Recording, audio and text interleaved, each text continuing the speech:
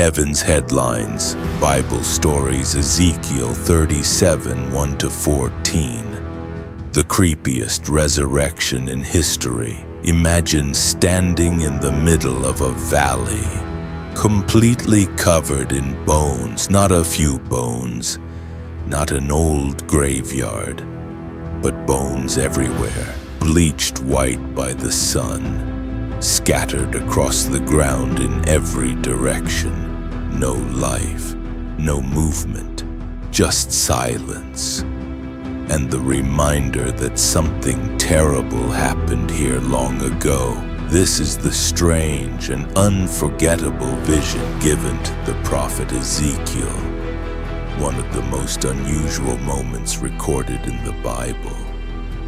And it begins in a place that looked completely beyond hope. Ezekiel was living during one of the darkest times in Israel's history. The nation had been conquered. Jerusalem had been destroyed. Many of the people had been taken far away into exile in Babylon. They felt defeated, forgotten, cut off from their home and from their future. To them, it felt like their story was over. One day, Ezekiel says the power of the Most High came upon him. In a vision, the Most High God carried him out to a wide valley. And what Ezekiel saw there must have been shocking. The entire valley floor was covered with human bones. The Most High led Ezekiel back and forth among them so he could see clearly. And the bones were not recent. They were very dry, which meant these bodies had been gone a long time. No flesh, no life, nothing but the remains of what once were people. Then the Most High asked Ezekiel a question, a strange question. Son of man, can these bones live? Think about that, standing in the middle of a valley of skeleton. The Most High asks if they can come back to life. Ezekiel answered carefully, Most High God, only you know. In other words, if anyone can do it, it would have to be you. Then the Most High gave Ezekiel an unusual command. Prophesy to these bones. That meant Ezekiel was supposed to speak to them. Yes, speak to a valley full of bones. The Most High God told him exactly what to say. Dry bones, hear the word of the Most High. Imagine Ezekiel standing there, surrounded by silent skeletons, speaking into the empty air. But something began to happen. A sound broke the silence, a rattling noise. Bones began to shake. Across the valley, pieces of skeleton started moving. Bones slid across the ground, rolling, scraping, snapping together. A skull connected to a spine. Ribs attached to chests. Leg bones found their joints. All over the valley, skeletons were rebuilding themselves. But it didn't stop there. Muscles began forming, tendons stretched across bones, flesh appeared, skin covered their bodies. Suddenly, the valley wasn't filled with bones anymore. It was filled with bodies, thousands of bodies lying across the valley floor.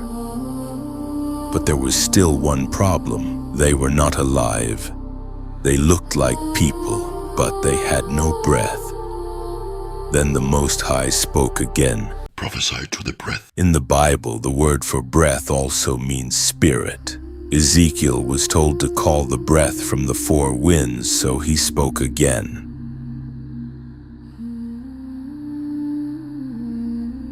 Come, breath in, breathe into these slain so they may live. And suddenly, breath entered them. Chests rose, eyes opened, bodies moved.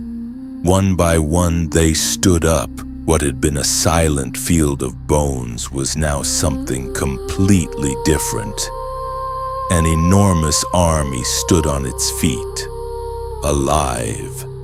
Then the Most High God explained the meaning of the vision. The bones represented the people of Israel. They had been saying something to themselves for a long time. Our bones are dried up, our hope is gone, we are cut off.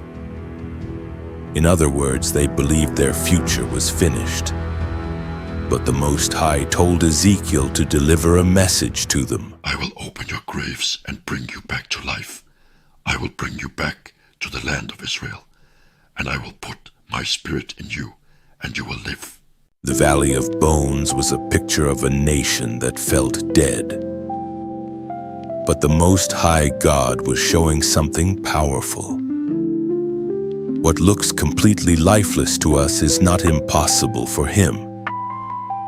Dry bones can live again, hope can return. A future can be rebuilt. At first glance, this vision might feel strange, maybe even a little creepy. A valley of bones, skeletons rattling together, bodies forming from nothing. But the message behind it is deeply hopeful. Sometimes people feel like those dry bones. Dreams feel dead. Opportunities seem gone. Life feels stuck. Situations can look so far gone that revival seems impossible. But this story reminds us of something important. The same God who spoke life into a valley of bones is still able to breathe life into things we thought were over. Because with the Most High, the end of hope is never really the end.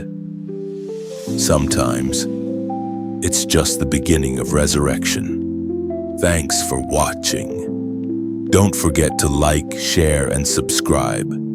If you like these kinds of stories, leave a message. Let's talk about them.